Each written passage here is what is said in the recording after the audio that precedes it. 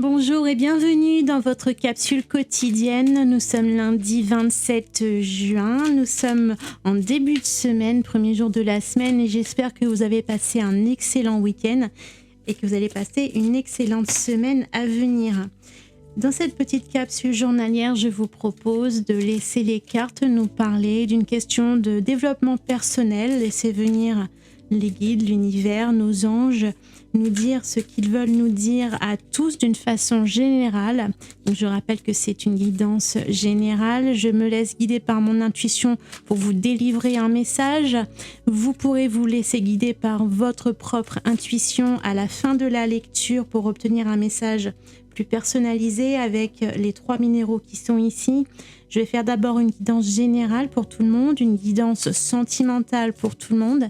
Et puis sur la fin, il y aura une carte du tarot que je choisirai pour sélectionner, pour préciser le message qui vous est destiné à vous plus personnellement. Si vous êtes nouveau sur ma chaîne, bienvenue. Moi, c'est Karine, je suis créatrice d'oracles divinatoires. Je vous propose également une boutique ésotérique en ligne. Vous pourrez retrouver dans cette boutique des minéraux, des bijoux pour la lithothérapie, des décorations spirituelles, des coffrets cadeaux, des encens, également mes cartes divinatoires, bien entendu. Je vous laisse aller visiter, le lien est en bas dans la boîte de description si cela vous intéresse. Et puis nous allons passer à votre guidance pour aujourd'hui. Donc nous allons laisser voir les guides ce qu'ils souhaitent évoquer avec nous aujourd'hui. Je vais prendre 3 cartes de l'oracle des Lumières d'Inanna. Et on va voir quel sujet va être abordé avec nous aujourd'hui. Nous avons le châtiment, c'est la carte de la culpabilité. Deuxième carte, nous avons le doute, une hésitation, une réflexion.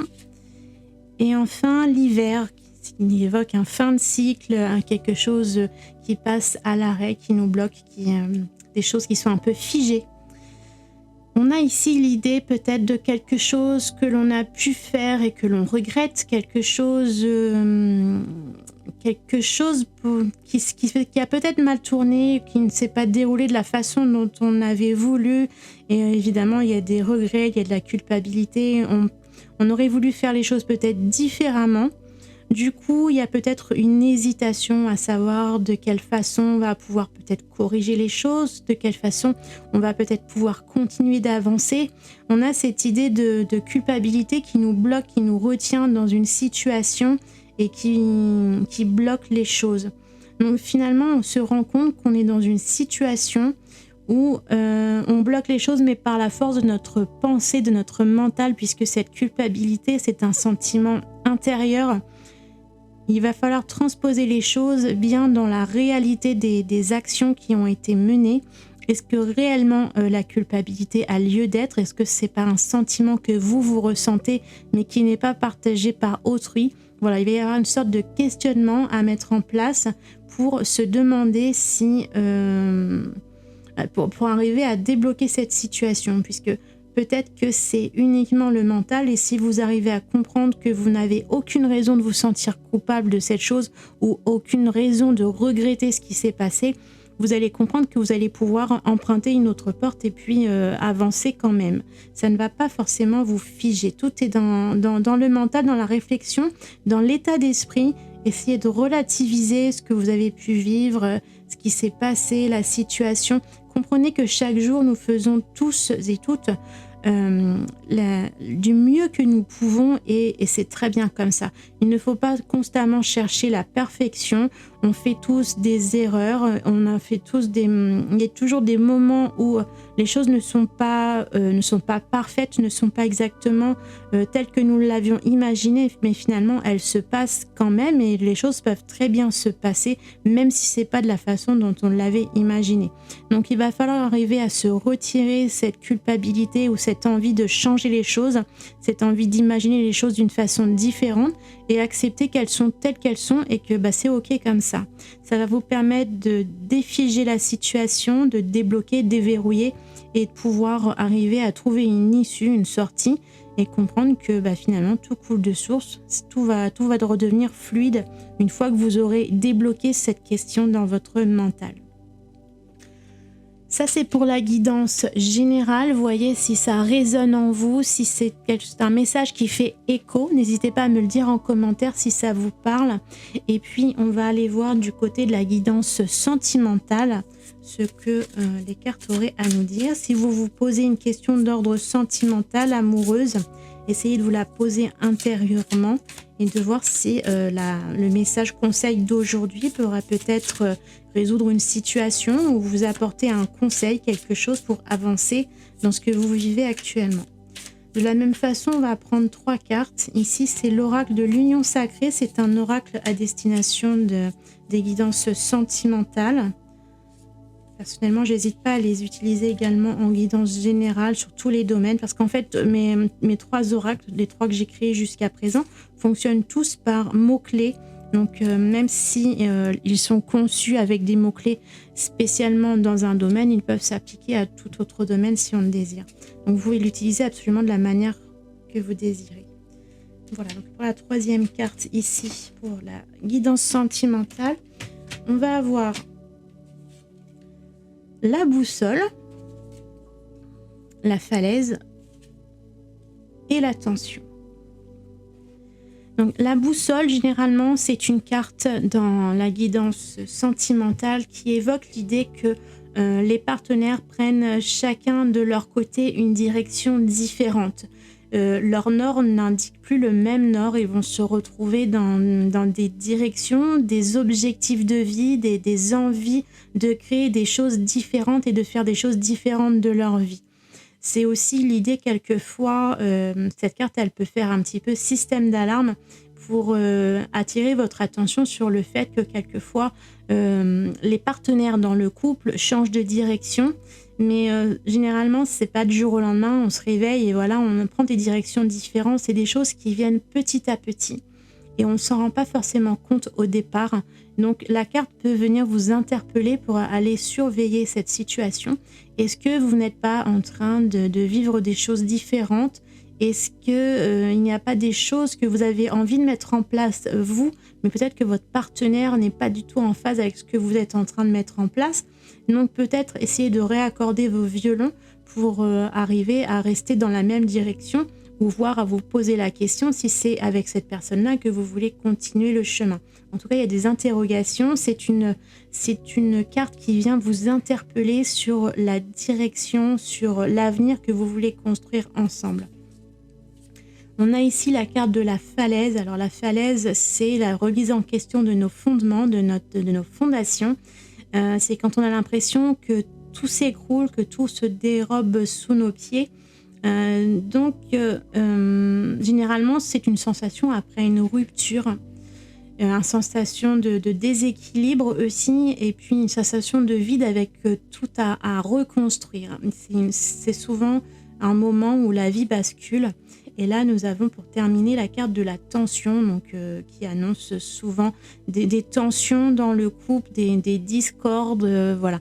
Donc, il y a peut-être là, dans l'ensemble de ces 3 cartes, quelque chose qui nous évoque une situation assez instable, où ça va commencer par une sensation d'éloignement, et où l'idée peut-être que votre autre s'éloigne de vous et du coup ça peut vous amener cette sensation de vide. Il y a quelque chose qui s'immisce entre vous deux et qui peut vous séparer, et d'où cette tension. Alors maintenant, tout est à relativiser. Ça ne veut pas dire que votre couple, si vous êtes en couple, est en train de se casser la figure, mais simplement peut-être, si on revient à la lecture de tout à l'heure, la guidance générale, on était parti de l'idée de la culpabilité, de quelque chose qui était intérieur d'une réflexion ou d'idées qui étaient intérieures à soi, qui étaient dans le mental. Alors essayez de voir si cette situation de malaise, de tension, est-ce qu'elle existe réellement ou est-ce que c'est pas vous qui vous faites une certaine idée de la situation en projetant vos pensées sur la relation et en faisant un petit peu trop de suppositions. Donc il va peut-être y avoir du dialogue à réinstaurer dans votre relation pour être fixé sur votre boussole, sur la direction que vous voulez prendre tous les deux. séparément ou ensemble, ce que vous voulez construire dans votre avenir pour aller consolider vos fondations. Donc il y a quelque chose, que ce soit dans la lecture sentimentale ou générale, il y a beaucoup de réflexions à avoir et il y a une sorte de bilan à faire pour arriver à libérer tout ce qui va être en pensée négative, tout ce qui va être en tension, tout ce qui va venir parasiter en vérité vos relations ou votre quotidien pour pouvoir vous libérer de petites choses. Souvent, c'est des suppositions qui s'instaurent et qui nous font imaginer tout un univers, mais qui en fait n'est pas la réalité. Donc, il va peut-être falloir faire un petit peu de ménage dans tout ça et puis arriver à sortir le vrai du faux pour pouvoir repartir sur de bonnes bases, que ce soit la situation générale ou sentimentale. Voilà pour votre lecture pour ce lundi. Je vais tirer ensuite une carte plus précisément pour l'un de ces 3 choix. Je vais vous présenter les cartes tout de suite. En attendant, je vous rappelle que vous pouvez vous abonner à la chaîne pour être assuré de recevoir les notifications de toutes les guidances que je fais chaque jour ou chaque semaine. Et puis, si vous avez aimé ce message d'aujourd'hui, si ça fait écho en vous par rapport à ce que vous vivez ou pas, vous pouvez me l'indiquer en commentaire pour en discuter ou simplement pour me notifier que ça vous parle et que cette guidance vous apporte quelque chose, des conseils, du bien-être. Une petite capsule tous les matins. Si c'est agréable, laissez un petit pouce bleu pour m'encourager. Et puis on va passer tout de suite à la fin de cette lecture avec les choix des 3 minéraux.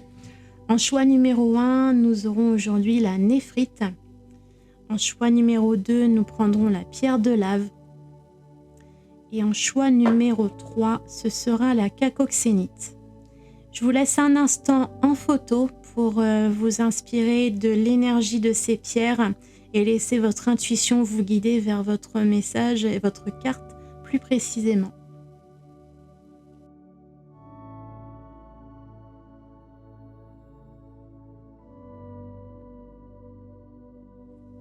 Si vous avez choisi la néphrite en choix numéro 1, voici la carte du tarot qui va venir préciser votre lecture. On va prendre une seule carte. Nous avons la 2 de coupe. La 2 de coupe qui nous parle justement de liens émotionnels, de duo, de réunion. Alors donc généralement on parle du domaine émotionnel, la sphère émotionnelle. Donc ça peut effectivement parler de votre couple comme on a parlé tout à l'heure, mais il peut également s'agir d'une association, d'un partenariat ou de quelque chose... d'une association dans le cadre de quelque chose qui vous tient particulièrement à cœur. Donc ça peut être professionnel si ça vous tient à cœur, ça peut être un projet associatif, ça peut être un projet d'activité créatif ou culturel, ça peut être une relation amicale. Vous voyez ce que ça fait vibrer en vous par rapport à ce que vous vivez actuellement.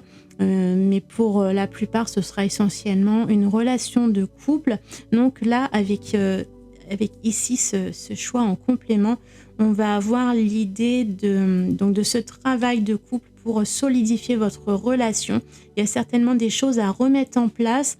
Donc, comme on avait dit tout à l'heure, se réorienter, s'assurer de l'orientation de chacun, des choix de chaque partenaire pour arriver à réunifier et à clarifier votre avenir en commun. Donc là, c'est une carte quand même très positive sur l'idée de reconstruction ou de construction de votre avenir ensemble, en sachant que les choses se font main dans la main, que vous allez continuer le chemin ensemble si vous le désirez, mais pour cela, il faut communiquer et instaurer un dialogue pour vous assurer constamment que vous allez ensemble dans la même direction et que vous ne vous séparez pas petit à petit sans vous en rendre compte.